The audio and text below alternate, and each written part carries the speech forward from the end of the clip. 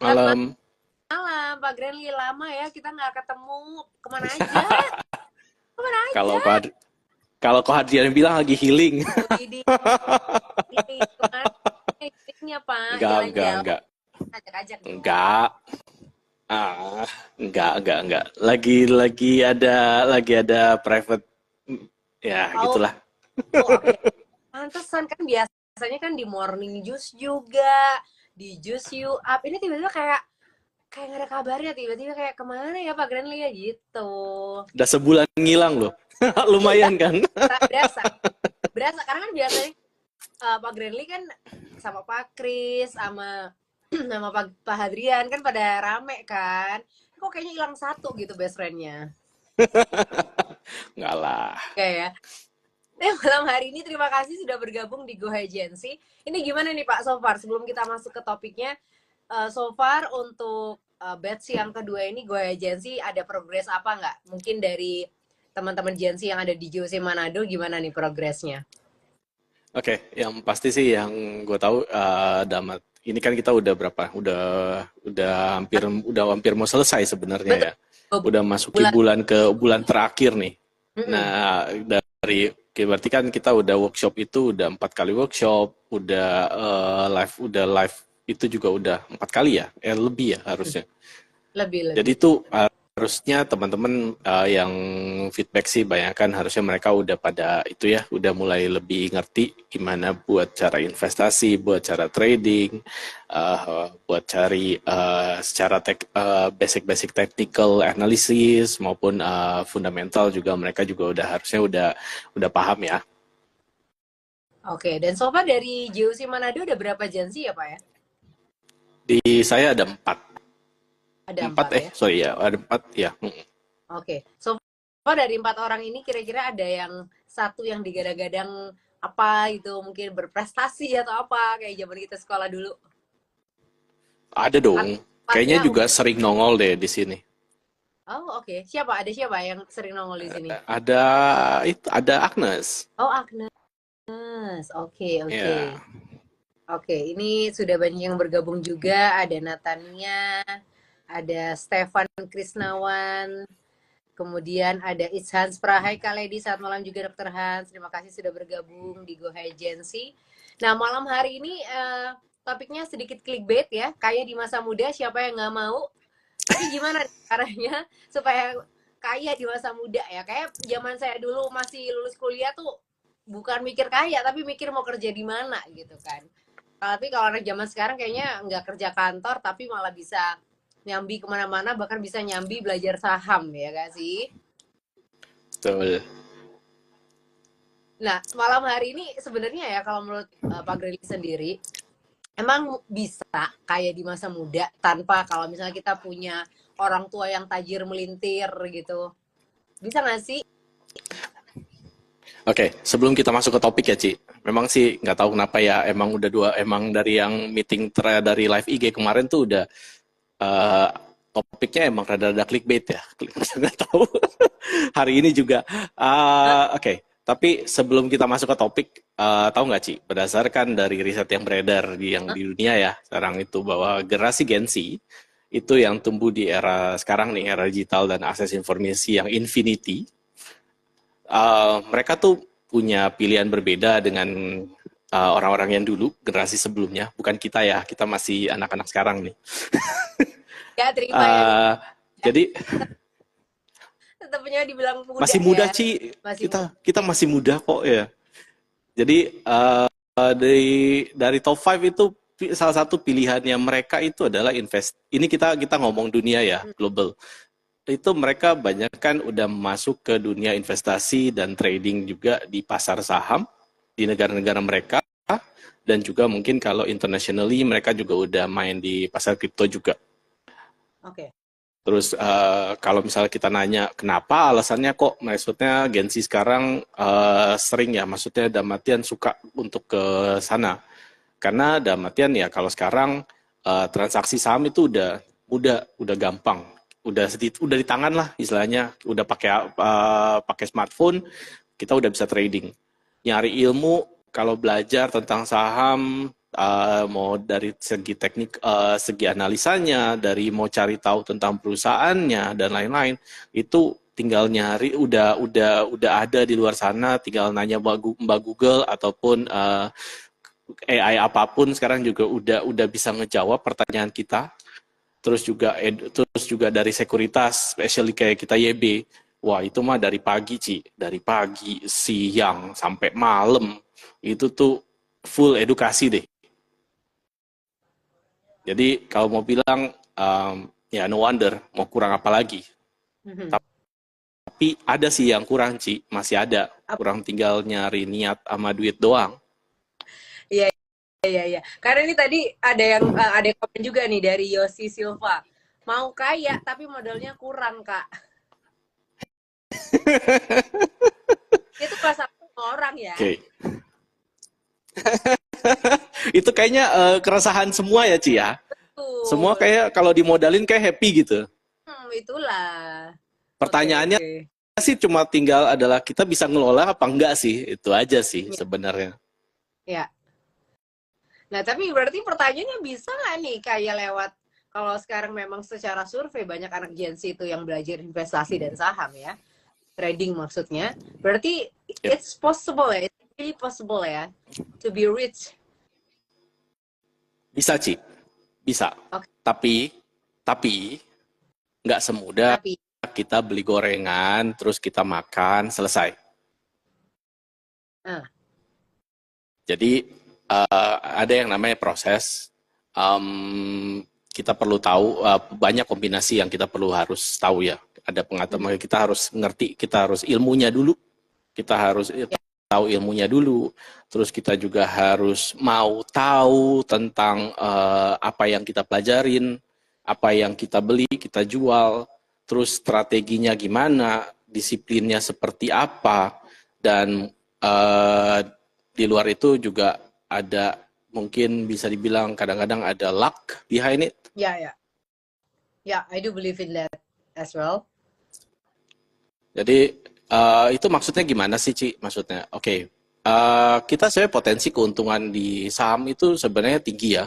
Apalagi kalau misalnya kita mulai dari masa muda, dari masih kita masih masih mungkin ada yang mungkin muda mulai dari yang belasan, kalian udah bisa mulai untuk investasi, dan kita investasi itu kalau kita ngomong investasi itu berarti kita ngomong untuk jangka panjang dengan memilih saham yang tepat, terus kita pegang jangka panjang, itu gengsi-gengsi sekarang itu bisa dapat keuntungan yang signifikan dari kenaikan harga saham, terus juga dividen yang mereka bisa dapat per tahun dari saham yang mereka pegang, terus jadi apalagi kalau mereka melakukan compound interest ataupun menginvestasi duit yang mereka udah dapat, keuntungan yang mereka udah dapat, terus sama modalnya, sama dividennya diputar lagi, diinvestasikan lagi kembali, dibeliin saham lagi, diinvestasikan lagi, itu pasti akan lebih mempercepat kekayaan ya mereka. Jadi kayak efek bola salju, Ci, tapi yang lagi nurun bukit es ya. Kalau lagi diem doang sih nggak bakal jadi apa-apa juga. Ya, ya, oke. Itu dari segi investasi ya. Betul. Tapi kalau investasi itu Pak Greenly butuh waktu berapa lama untuk bisa? Karena investasi kan as we know itu kan adalah jangka panjang ya. Untuk jangka Betul. panjang kan. Itu berapa lama? Panjang ini berapa tahun hitungannya? Atau berapa bulan mungkin? Oh, kalau kita ngomong investasi saham untuk jangka panjang, Ci, bisa kalau misal gue pribadi sih gue bakal ngomong itu sepanjang hidup gue nanti ya. Nggak, tapi maksudnya bisa Pemilihan. ambil keuntungannya itu di tahun ketiga kah atau mungkin atau gimana?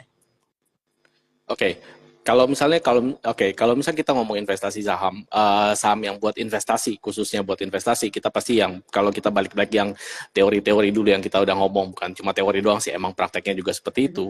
Kita pasti bakal nyari yang dividen, yang punya dividen, Betul. dividennya yang apalagi semakin tinggi semakin bagus deh. Nah, sebenarnya kan kita kalau ada kenaikan harganya, ya berarti kan modal yang kita taruh, berarti kan sama duit-duitnya itu berarti makin tinggi, makin tinggi value-nya. Tapi kan misalnya kalau misalnya kayak Ciledi mau jalan-jalan nih, mau keliling Eropa misalnya, ya Amin. bisa jadi ya mungkin Ciledi bisa tarik dividennya Ya, aja. Siapa tahu dividennya udah cukup gitu kan. ya, Ya kita berarti kan kita nggak usah ngambil modalnya. Jadi modalnya tetap di situ. Jadi kita ngambil dividennya aja. Ibarat kita lagi nanam pohon, Ci. Nanam pohon terus kita ngambil pas dapat buahnya kan kita nggak potong pohon ya, Ci. Kita ngambil buahnya aja. ya, Pohonnya ya, biarin aja kita tetepin di situ biar pohonnya tetap berbuah gitu. ya.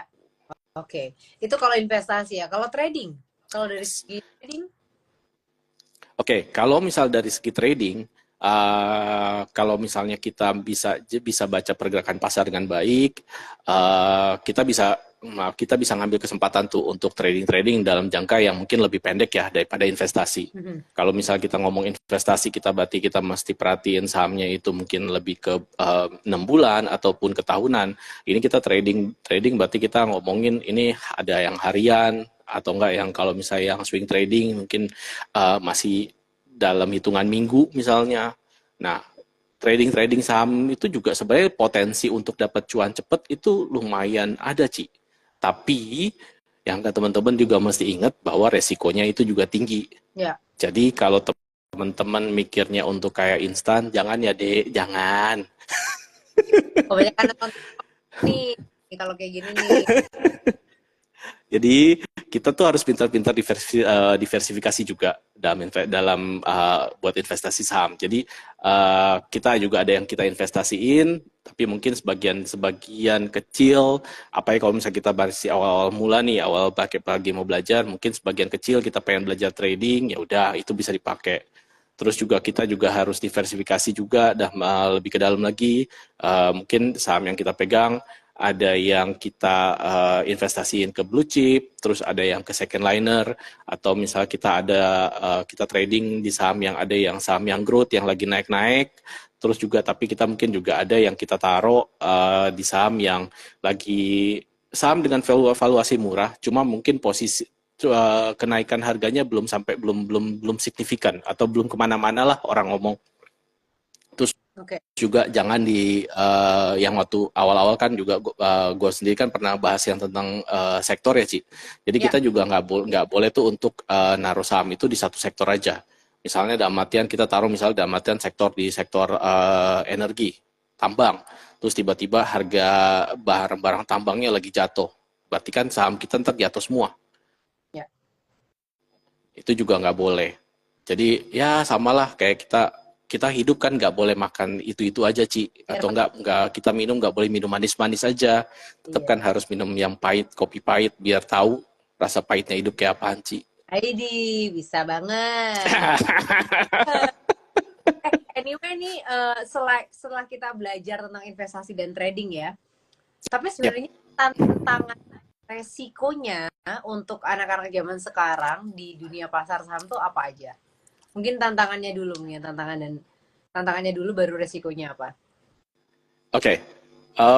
Yang kalau gue lebih pengen bilang yang the worst skenario-nya dulu, Ci. Ya, oke. Resiko tertingginya itu adalah kehilangan duit. Modalnya hilang. Kenapa?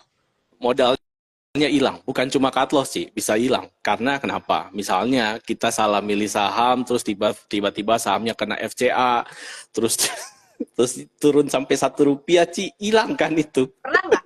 Pernah kayak gitu nggak, Pak Grenly? Untungnya saya enggak. Oke. Jadi ya kalau kita ngomong resiko terbesar, resiko the worst scenario risk ya itu kita bisa kehilangan modal, bukan enggak ya, kita bisa kehilangan modal, bisa jadi benar-benar zero, mungkin enggak, tapi kalau misalnya dulu kan kalau misalnya saham cuma sampai di titik 50 kan, kalau udah di titik 50 kita juga mau jual nggak bisa jual, Ci, jadi percuma kan. Terus juga kita kalau misalnya itu juga salah satu kenapa kalau kita salah pilih saham, kita dengerin orang-orang yang nggak jelas, influencer jadian, terus cuma ikut-ikutan temen, dengar temen, nggak, do not do your own risk, Akibatnya ya rugi besar, bukan malah cuan. Eh, Terus juga ada yang kedua, itu adalah emosi sama psikologi. Apalagi kalau misalnya kita ngomong yang masih muda nih, emosi masih menggebu-gebu, psikologi secara mental masih masih dalam pembentukan, Ci. Jadi what happen is kalau misalnya Cici dengar lihat orang atau teriak-teriak apa, wah gue cuan di sini nih, gue dapat untung di sini nih, gue dapat untung di saham sini, pasti kan langsung panas nih hati jiwa, jadi pengen FOMO ya. ikutan, kayak Iya. kegoda. Jadi ya FOMO, jadi tergoda, pengen beli. Tapi kadang-kadang waktu kita FOMO itu kita nggak lihat, kita udah mengesampingkan, udah menutup mata dari, kita udah nggak analisa, kita udah nggak perhatikan itu saham apa, pokoknya orang bilang masuk ke sini, orang ya udah ikutan aja. Nah itu tuh yang ya berbahaya deh, maksudnya istilahnya tuh kayak, apalagi kalau misalnya dalam artian, kalau misalnya orang kayak kadang sekarang ngomong, jangan kita tuh disuruh datang pesta jam 7, terus kita malah datangnya karena kita lihat pestanya rame, terus akhirnya jam 10 kita baru datang dengan harapan kita ikutan pestanya, padahal pestanya udah selesai, kita yang jadi tukang cuci piringnya, Ci. Ya, ya, ya. Nice analogi ya. Jadi maksudnya jadi kayak saham tuh udah pada naik-naik, udah lagi orang pada udah cuan-cuan semuanya, udah pada taking profit, kita malah barusan ngikut. Karena FOMO kita ikut, malah akhirnya malah justru kita masuk di timing di mana orang pada jualan semua. Akhirnya harga turun, yang ada kita yang rugi. Oke. Ya, ya. Terus connectionnya itu adalah ke panik. Ya. Kayak kalau misalnya kita lihat kayak kemarin tuh tanggal 5 barusan tuh, itu kan pada kelihatan kan pasar tuh turun drastis kan, sampai 3%, sampai 4%, hampir kena trading halt. Orang tuh pada, yang lain tuh pada udah pada jualin barang-barang, udah pada panicking, kelihatan lah itu udah banyak yang panic sell kok. Tapi kan akhirnya kalau misalnya kita lihat kembali pada tanggal 6-nya, market udah mulai rebound. Market langsung rebound lagi. Jadi tuh sebenarnya even tuh teman-teman yang lain tuh, ya gue tau lah, maksudnya beberapa juga yang mereka megang saham masih harusnya dengan posisi, kalau kita lihat dari segi teknikal ya, itu masih di support, masih aman, masih nggak kenapa-napa, juga justru itu juga ikut-ikutan dijualin gara-gara udah takut nih market kenapa-napa nih. Ya udah, akhirnya justru akhirnya pada besokannya mereka justru akhirnya malah nyesel karena mereka udah ada yang jual, udah mungkin mereka ada yang jual terus untungnya tipis, ataupun mereka jual pas BEP, maupun ya ada yang kena cut loss. Ya, ya, Jadi ya. nyesek gitu loh abis itu. Lah Ya. itu semua kan apa ya, baik lagi yaitu karena kurang pengetahuan juga, Ci, karena nggak benar-benar terjun ke saham, tapi nggak benar-benar memahami tentang pasar saham, terus nggak paham tentang analisanya seperti apa. Jadi agak susah tuh buat untuk konsisten buat bisa dapat cuan di situ. Nah, satu juga yang terakhir, yang paling, yang mungkin yang biasanya nih terjadi adalah kita kalau yang awal-awal tuh biasa tuh suka hilang fokus, Ci. Karena kita kadang-kadang kita nggak sabar, karena kita nggak sabar, kita megang saham tuh, kok saham kita nggak naik-naik ya, saham kita kok belum cuan-cuan, sedangkan yang teman-teman yang lain tuh saham-saham mereka udah pada teriak, weh gue udah untung segini nih, gue udah untung segini nih, gue udah untung gede nih, gini. Akhirnya selain pindah sahamnya, akhirnya kayaknya gue salah nih, kayak nahan misalnya dalam artian gue jadi swing trader, mendingan gue jadi day trader aja deh, sehari gue langsung bisa dapet cuan siapa tahu. Tapi karena ilmunya belum ada, tapi udah berani untuk pindah strategi trading, ya jadinya malah rugi gitu loh. Ya. Oke, itu Gitu dia ya tantangan sih. dan risikonya ya. Tapi kalau misalnya nih ada orang yang berpikir gitu ya, kayaknya di masa muda gue masih belum ada modal nih. Ntar deh kalau udah agak tuaan, kalau udah ada duit, baru mau belajar saham. Itu ada perbedaan nggak keuntungannya belajar saham di masa muda dan di masa tua?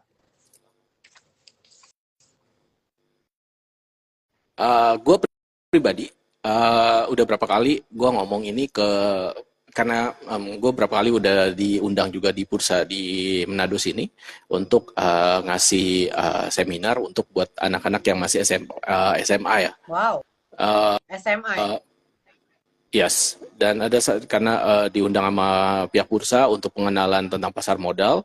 Nah, gue demen nih untuk ngobrol ke mereka dan ada satu hal yang selalu gue bilang ke mereka. Eh, Seandainya waktu bisa gue putar lagi, gue mau jadi gue mau jadi dalam di seumuran lu pada di seumuran SMA gue pengen udah tahu tentang pasar modal, tentang saham, gimana caranya invest, gimana caranya trading dan lain-lain. Ya. Karena uh, banyak hal yang kita tuh bisa untung kalau kita tuh mulai dari muda sebenarnya.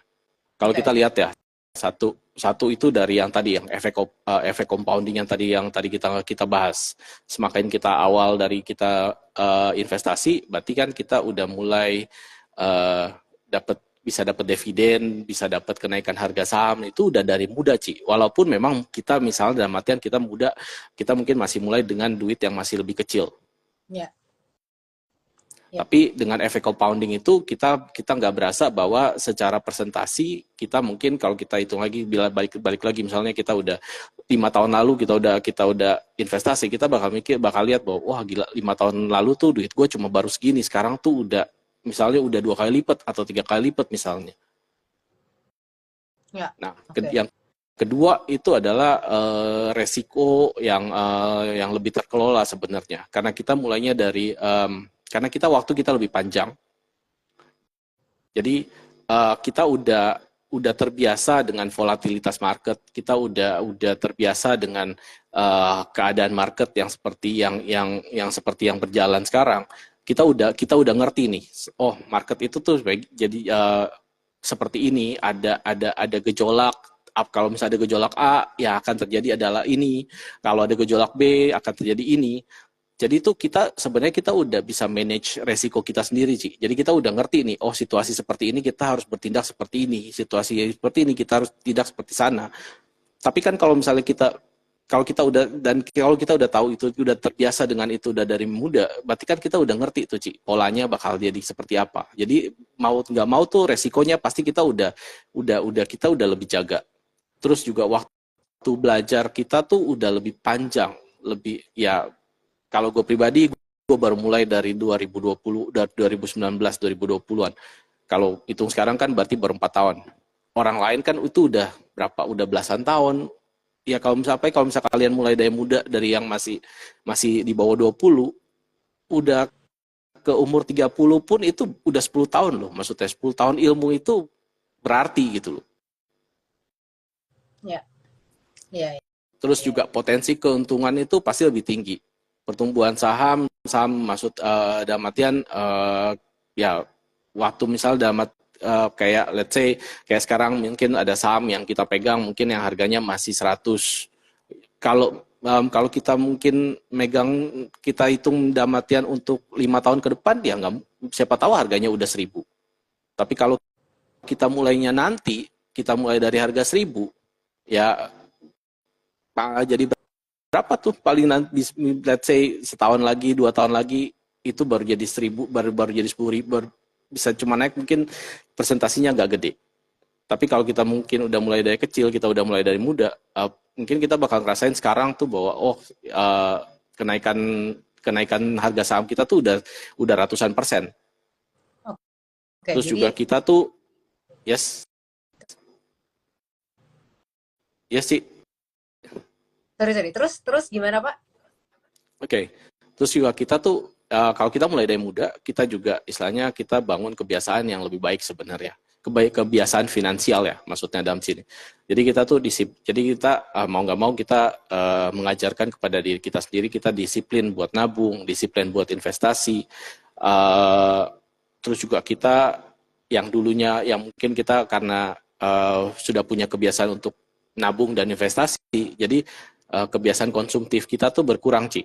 Biasalah ya kalau anak-anak muda kalau lagi megang duit nih, ngafe yuk, makan yuk, nonton yuk, atau beli ini, beli itu, apalagi udah yang punya hobi ini itu. Mungkin kalau misalnya udah punya kebiasaan nabung atau investasi dari kecil, jadi itu udah agak ngerem tuh, Ci. Gue mendingan nabung dulu deh, gue mendingan investasi sebagian daripada nih duit yang gue baru diterima gajian nanti, gue spending semuanya gitu Iya, loh. iya. Oke, oke. Terus juga salah satu mungkin satu yang juga yang penting itu adalah kita kalau kita duit kita udah mulai dari sekarang dini, kita tuh bisa ngadepin yang ya kita tahu lah ya di dunia itu kan ada yang namanya inflasi, Ci. Tapi kan kalau kita mulainya dari kecil, kita udah mulai nabung dari kecil, duit yang kita pegang, duit yang kita investasikan itu pasti kalau misalnya pakai ke saham itu returnnya itu umumnya lebih tinggi daripada inflasi itu sendiri. Jadi daya beli kita tuh istilahnya value dari duit yang kita investasikan dari kita masih muda itu tuh nggak kehilangan nilainya. Itu, Ci. Oke, oke. Itu dia caranya, kayaknya mending memang dimulai investasi itu dimulai dari masa muda kita, meskipun mungkin jumlahnya nggak banyak, tapi nabung dikit demi sedikit gitu ya. Iya. Ini sebelum saya mau nanya lagi sama Pak Grenly, untuk Sobat JOC semuanya yang mau nanya, boleh langsung aja tulis pertanyaannya di kolom pertanyaan atau di kolom komentar, nanti kita akan bahas juga bersama dengan Pak Grenly. Jadi yang mau nanya boleh langsung aja. Atau kalau mungkin ada dari Gen Z yang mau gabung join di IG Live, mau nanya sesuatu ke Pak Grenly, boleh banget. Nanti langsung aja tulis saya mau, nanti saya invite untuk bisa nanya langsung ke Pak Grenly ya. Oke, Pak, last question mungkinnya dari saya. Jadi caranya untuk menjadi kaya di masa muda gimana nih? Oke. Uh, Pendidikan ataupun maksudnya Uh-huh. belajar, pengetahuan, sama riset. Oke. Misalnya uh, kita belajar teorinya dulu, Ci. Pahami tentang dasar saham itu seperti apa, perusahaan-perusahaannya seperti perusahaan-perusahaan yang jadi perusahaan terbuka itu seperti apa, keadaannya gimana, pasar global seperti apa, keadaan domestik seperti apa. Terus kita juga belajar tentang analisa fundamental, technical, supaya kita tahu tuh perusahaan-perusahaan yang kita beli itu seperti apa. Terus kita juga tahu secara teknikal kita tahu seperti harga yang kira-kira harga yang ya yang terbaik, yang baik itu di mana. Terus ntar kita juga tahu kapan kita harus jual, kapan kita harus beli. Terus juga kita bisa ikutin tuh berita-berita keuangan kan, apalagi kita di CUC kan juga tiap hari itu ada berita-berita tuh yang muncul yang kita juga dikasih di grup. Nah itu tuh bisa itu kita bisa belajar dari situ, dan dari situ kita bisa bandingkan dengan dan oke, keadaan ekonomi sekarang, terus juga dibandingkan dengan di compare dengan ini analis dari JUC ngomongnya apa ya, kok bisa jadi lama-kelamaan kita akan tahu bahwa oh kalau misal keadaan global atau domestik seperti ini, oh kita nantinya ke depan ngambil keputusan tuh oh kayak gini. Misalnya kayak hari ini dalam artian let's say bilang nilai tukar rupiah kan lumayan menguat kan hari ini, udah di bawah 16.000 rupiah. Dan kita bisa lihat bahwa hari ini tuh saham-saham properti pada naik-naik semua. Nah itu kenapa? Itu mungkin teman-teman juga maksudnya itu kan juga harus melalui proses pembelajaran, dan salah satu juga riset juga, Ci. Terus juga kedua, kita mulai teman-teman, ini juga salah satu juga hal yang gue suka demen untuk bilang ke yang anak-anak yang muda ya. Kita mulai itu nggak usah gede-gede dulu deh, investasi aja dulu deh yang nilai kecil yang boleh dibilang tuh yang kalian rela deh, maksudnya kalaupun ini berkurang duit kalian ini berkurang. Dalam artian kan kita namanya juga proses belajar ya, Ci. Kita kan nggak langsung untung, pasti kan ada ruginya juga. Jadi kalian tuh bisa tentuin porsi kalian tuh, oke gue siap nih rugi sekian, oke ya udah. Jadi karena yang kebanyakan terjadi adalah kalau misal kalian mulainya nanti udah tua, udah lebih senior ya, kita nggak ngomong tua ya. Udah dengan posisi kalian udah bekerja, udah punya uang lebih, dan kalian baru mau terjun ke saham ataupun kalian baru mau trading, kalian pasti akan mulai langsung dengan uang yang besar. Uang yang besar, kalau berarti kita bisa bilang bahwa pun kerugiannya itu pasti nilainya itu akan jadi lebih besar. Let's say dalam artian gini, 10% dari 1 juta dan 10% dari 100 juta itu kan beda, Ci. Sama-sama 10%, tapi nyesek hilang duitnya kan beda, Ci. Ya. Kita yang 1 juta kita hilang 10%, kita cuma 100.000 doang. Tapi kan kalau kita 100 juta kan berarti kita sekali hilang langsung 10 juta, Ci. Ya. Kan nyeseknya beda. Ya. Sebenarnya secara presentasi sama. Nah, di situ juga ya kita mulai dengan dari kecil, kita udah terbiasa dengan kerugian, kita udah terbiasa juga dengan resiko. Jadi kita tuh udah yang nanti pas kita udah gede, udah lebih banyak uang, udah lebih gede, udah lebih umur, kita tuh mental kita jadi sebenarnya lagi terlatih. Jadi kita misalnya dalam artian, oh saham gue lah mas lagi udah lagi turun 5% nih. Tapi secara teknikal masih bagus, support masih di atas support dan lain-lain. Ini masih oke kok. Padahal misalnya let's say yang kalian udah taruh itu mungkin ada 1 M. Mungkin tapi karena kalian udah terbiasa, jadi kalian udah tenang-tenang aja. Udah nggak panik lagi gitu loh. Oke. Terus juga manfaatin waktu karena waktu kalian masih muda, berarti masih panjang, jangka panjang investasi kalian itu lebih panjang daripada orang yang nanti yang udah lebih senior mulai, kalian udah bisa dapat untung duluan.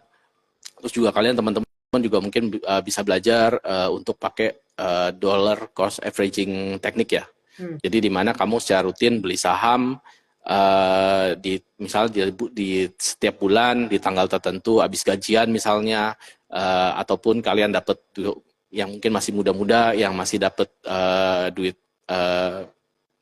jajan mungkin dari orang tua bisa disisiin sekian untuk dibiasakan untuk gue nabung saham deh gitu. Okay. Tanpa kalian sadarin, tanpa kalian kalian bakal kaget sendiri nanti misalnya udah setahun 2 tahun, wih duit gue ternyata udah yang gue tabung, udah yang gue beliin saham udah segini ya gitu.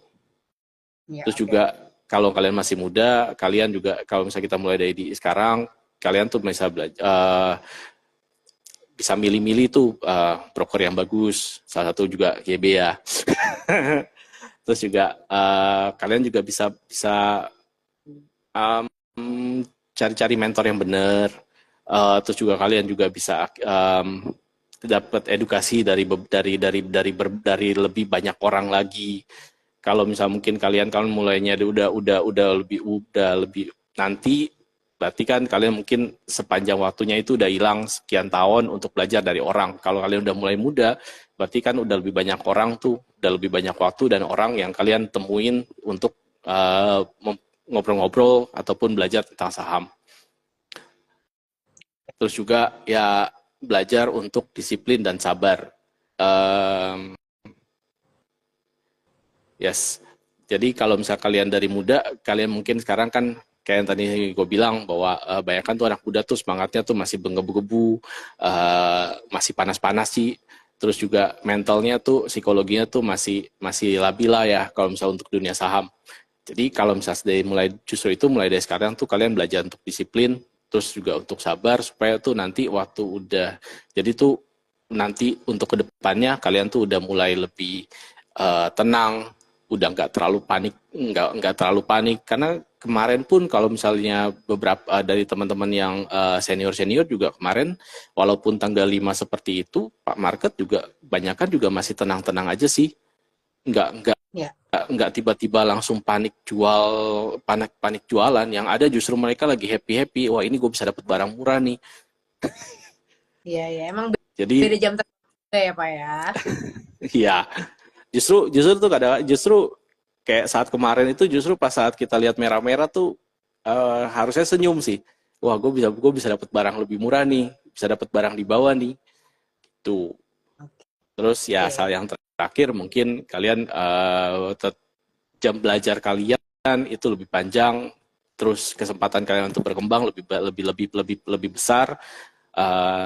Ikut komunitas trading, ikut komunitas investasi, banyak teman-teman, apalagi kalau misalnya kita di YB kan juga ada grup YouTube channel, Ci.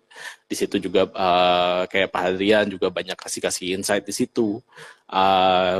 kalian juga mungkin bisa ngobrol-ngobrol sama teman-teman yang lain, bisa tukar pikiran sama mereka.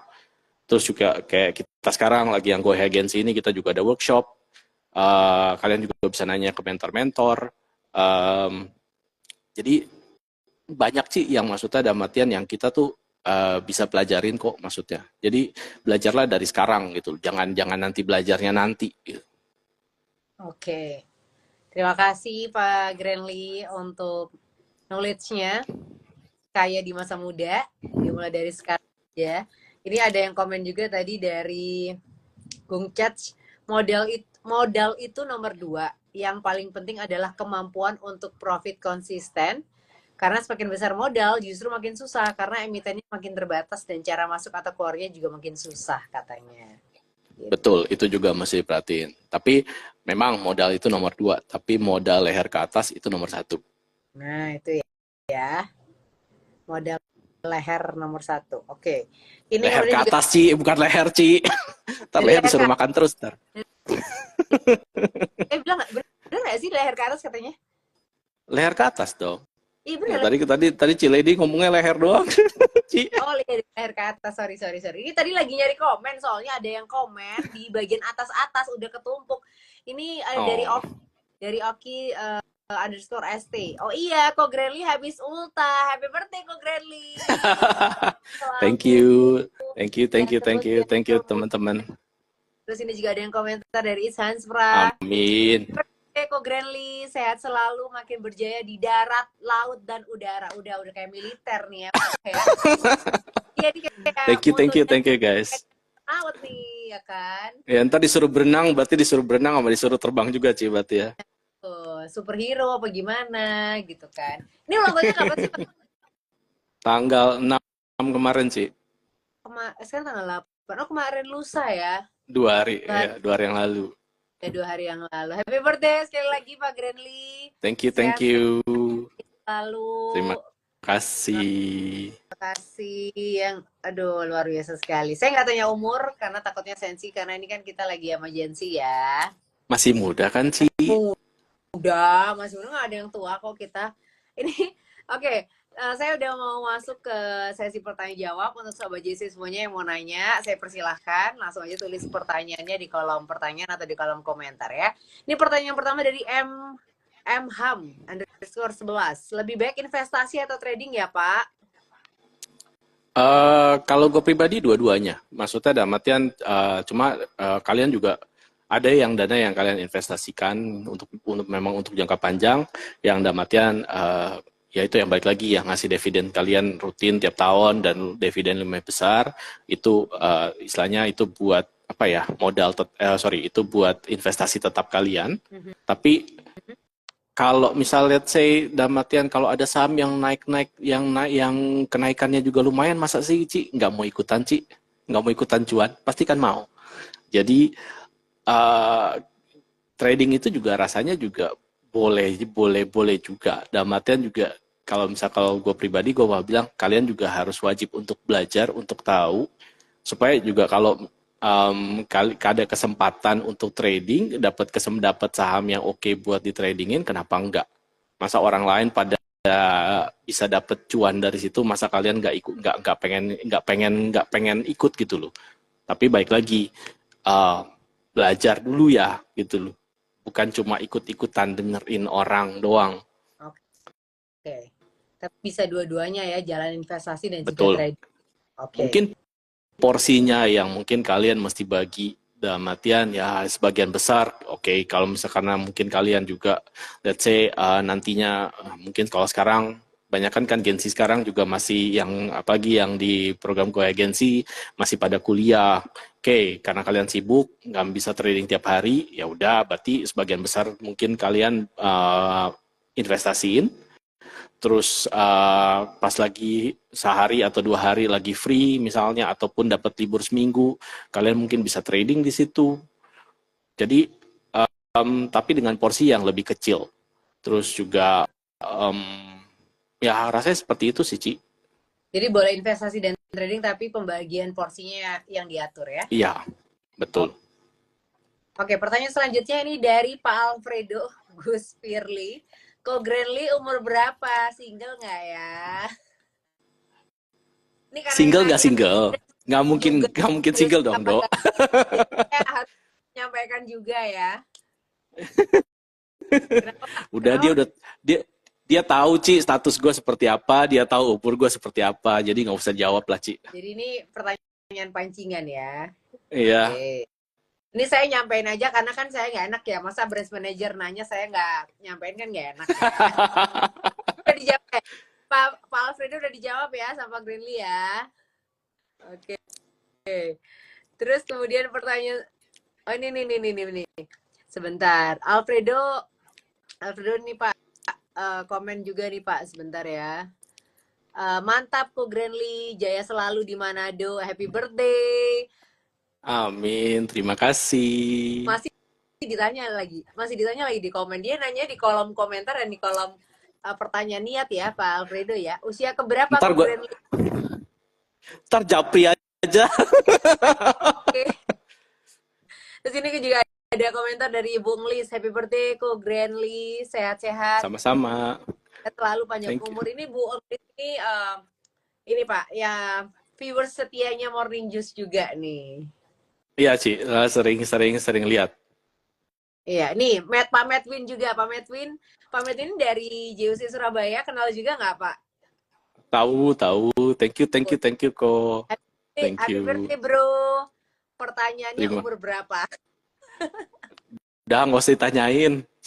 Pokoknya semangatnya masih muda aja. Semangatnya masih 20-an, tenang aja. Iya, ini karena manggilnya bro berarti ya seumuran lah ya. Yang penting manggilnya masih bro kan. Oke. Saya kembali ke list pertanyaan. Ini ada pertanyaan tadi dari Rica Goreng. Kok kalau modal kecil mending dipakai untuk usaha dulu baru investasi atau bisa investasi lebih dulu meski modalnya kecil? Usaha Bentar, kecilnya. dulu baru Ini investasi atau investasi dulu meskipun modalnya kecil. Sebenarnya kan kalau kita juga sebenarnya untuk belajar, untuk kalau kita ngomong untuk mulai belajar ya, untuk mulai pengen tahu, karena kita kan sesuatu itu harus mulai, Ci. Jadi kalau buat untuk belajar, sebenarnya kan kalau kita di saham pun ya dengan modal let's say 50.000 ataupun 100.000 kan kita juga udah bisa beli saham satu lot ya. Jadi harusnya let's say untuk buat belajar modal kecil pun sebenarnya bisa gitu loh. Cuma kalau kita ngomong untuk mulai investasi, mungkin ya balik lagi ya Ci, tinggal tergantung tuh keadaan kalian saat ini seperti apa. Uang yang kalian miliki ini banyak kebutuhan nggak? Balik lagi bahwa yang selama ini yang kita ajarkan ke teman-teman bahwa di saham itu yang namanya investasi maupun trading pakailah duit dingin ya Ci, bukan duit panas. Jadi duit yang istilahnya belum harus kepake sekarang. Jadi yang memang untuk disimpan. Jadi kalau misalnya emang udah ada duit yang buat disimpan, buat yang ditabung, ya berarti kalian udah bisa mulai. Kalau misal memang lagi masih ada kebutuhan yang lain yang lebih perlu, ya berarti ya prioritas itu yang kalian mesti didahulukan. Ya enggak? Oke, jadi harus pakai uang dingin ya? Betul. Kuncinya cuma itu sih, pakai uang dingin sih, jangan pakai uang panas. Iya, jangan gara-gara temen ngomong, wah saham ini lagi bagus, saham ini lagi kenceng, lagi enak, besok gak ada mobil. Nah, itu dia, jangan sampai ya. Atau enggak pinjol. Bahaya, Ci. Jangan dong, kalau lebih serem lagi. Ini pertanyaan selanjutnya, jo.gl, Tugu, Akra, ASII, dan Inco. Insight-nya boleh diberikan mana yang cocok untuk mid to long term investment. Oh, kita bahas emiten nih hari ini. Iya. Oke. Mungkin sekilas. Secara sekilas nih ya. Oke, kalau misal halo? Ya. Kedengeran nggak, Ci? Aman nggak? Oke, eh, Tugu. Yang gue bisa ngomong dalam artian Tugu dividend yield itu per tahun adalah yang tayang terakhir yaitu sekitar 13%-an. Berarti dalam artiannya kalau kalian nabung, kalian invest 1 juta, berarti dapatnya berapa tuh? 130.000 setahun, 13. Terus kalau misalnya Akra, kalau kita lihat dari datanya, dividen yield itu sekitar cuma 3,5%. Nah itu terus juga apa ya tadi? Tugu, Akra, ASI. ASII. Astra juga lumayan gede tuh, dividennya sekitar 10% lebih. Um, dan Inco ya. Ya.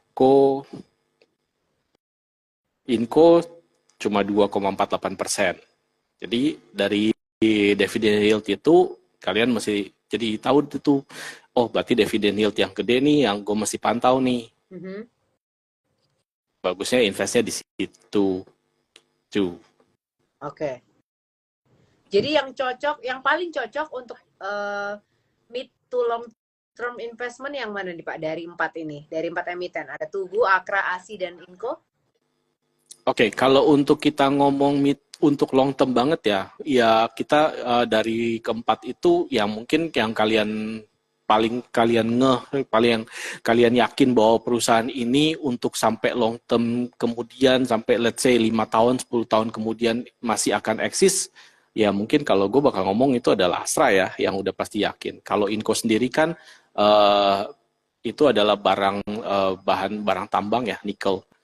Jadi kalau misalnya harga tambangnya lagi naik, harganya akan bagus. Kalau misalnya harga tambangnya lagi turun, berarti kan harganya akan turun. Harganya turun, berarti pendapatan mungkin bisa turun juga. Jadi nggak stabil. Begitu juga Akra.